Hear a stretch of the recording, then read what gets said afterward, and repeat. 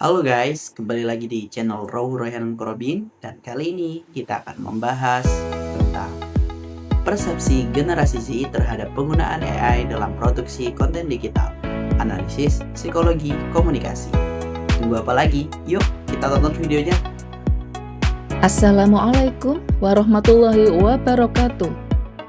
Puji syukur kita panjatkan kehadirat Allah Subhanahu wa Ta'ala, Sang Pencipta alam semesta, yang telah menganugerahkan kepada manusia sebuah kemampuan yang luar biasa, yaitu kemampuan untuk berkomunikasi. Komunikasi bukan sekedar pertukaran kata atau pesan, ia adalah nafas kehidupan, jembatan yang menghubungkan hati, pikiran, dan makna antar sesama manusia, bahkan antar makhluk di alam semesta.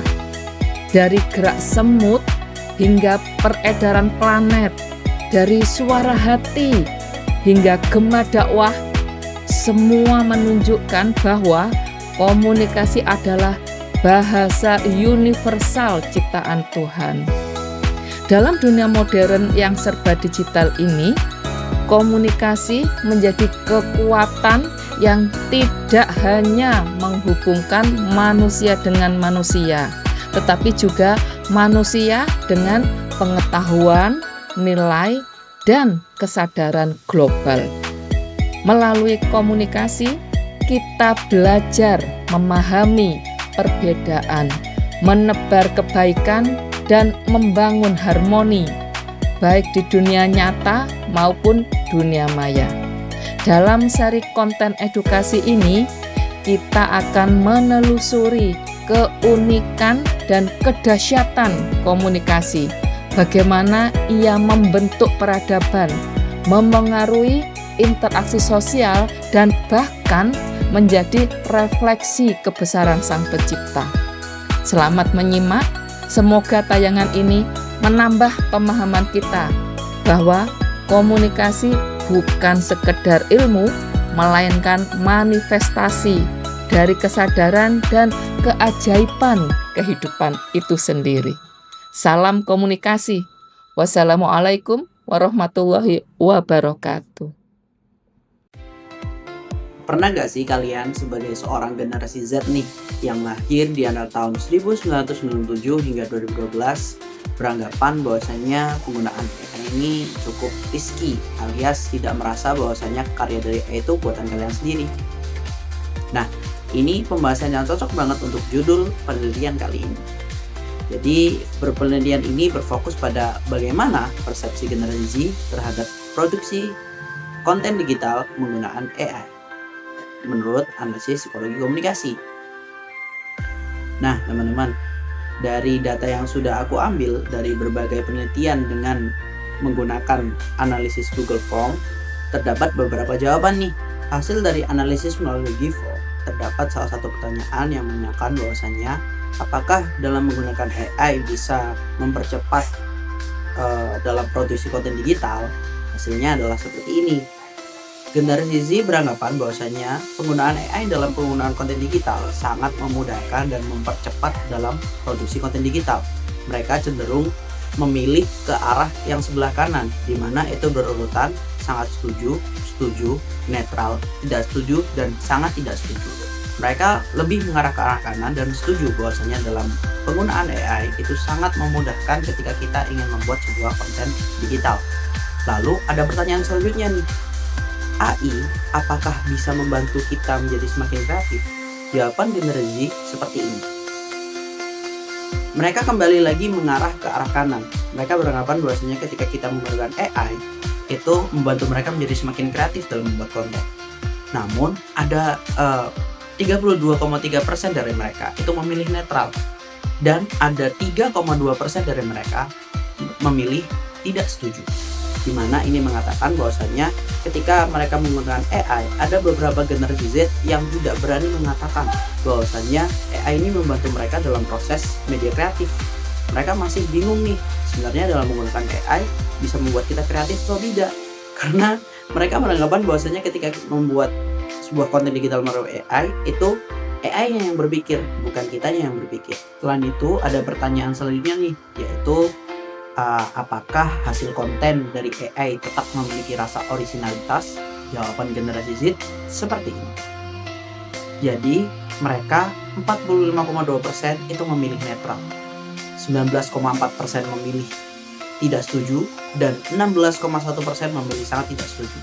Hanya 16,1% yang setuju dan 3,2% saja yang beranggapan bahwasannya ketika kita menggunakan AI dalam produksi konten digital sangat setuju bahwa itu memiliki nilai originalitas. Dari sini bisa diketahui bahwasannya Gen Z sempat memiliki rasa ragu-ragu nih ketika kita membuat sebuah media kreatif, media konten digital. Ketika kita menggunakan AI di dalamnya, mereka ini takut antara memilih setuju dan tidak setuju, hingga lebih banyak yang memilih netral, yaitu 45,2%. Mereka beranggapan bahwasanya ketika kita menggunakan AI dalam produksi konten digital itu tidak memiliki nilai originalitas, melainkan hasil karya dari AI itu sendiri. Dari sini bisa disimpulkan bahwasanya generasi Z masih beranggapan ketika kita menggunakan AI dalam produksi konten digital perlu adanya aturan etika atau aturan tertentu yang mengarahkan kita untuk menggunakan AI tersebut agar tetap memiliki nilai originalitas. Selanjutnya ada pertanyaan lagi, apakah AI membuat orang bergantung pada teknologi? Jawaban mereka seperti ini. Sangat setuju, 45,2%. Mereka sangat setuju bahwasanya ketika kita menggunakan AI dalam produksi konten digital itu membuat kita sangat bergantung pada teknologi. Dan di antara semua pilihannya, mereka lebih mengarah ke kanan. Mereka lebih setuju bahwasanya ketika kita menggunakan AI dalam produksi konten digital itu sangat membuat kita terlalu bergantung pada teknologi.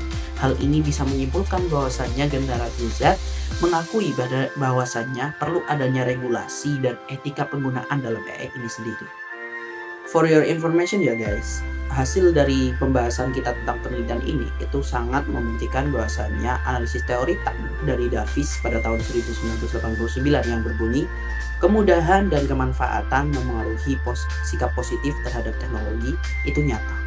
Jadi ketika kita semakin mudah dalam membuat sebuah karya menggunakan teknologi, maka kemudahan dan kemanfaatannya itu akan mempengaruhi sikap positif kita.